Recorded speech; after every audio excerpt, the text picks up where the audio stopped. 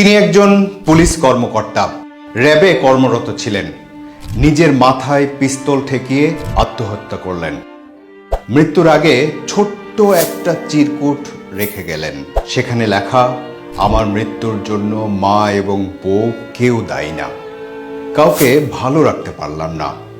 বউ যেন সব স্বর্ণ নিয়ে যায় এবং ভালো থাকে। মায়ের দায়িত্ব দুই ভাইয়ের উপর, তারা যেন মাকে ভালো রাখে।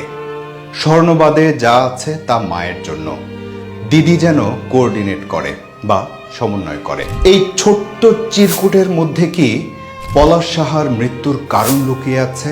এই ছোট্ট চিরকুটের মধ্যে কি তার জীবনের অসহনীয় যন্ত্রণা লুকিয়ে আছে? সবার প্রত্যাশার চাপে তার জীবন কি নিজের কাছেই বোঝা হয়ে উঠেছিল? আমরা কিচ্ছু জানি না। পুলিশ বলছে পারিবারিক কলহের জেরে নিজের জীবন নিয়েছেন পলাশ সাহা। সবশেষে শুধু একটা কথাই বলতে ইচ্ছে করছে, একজন পুরুষের মানসিক স্বাস্থ্য নিয়ে কখনো আলোচনা হয় না। পুরুষ যেন কেবলই দায়িত্বের বোঝা টানা প্রাণী। একবার যার কাঁধে এই বোঝা ওঠে তার আর মুক্তি নেই। সবাই টেনেই যায়।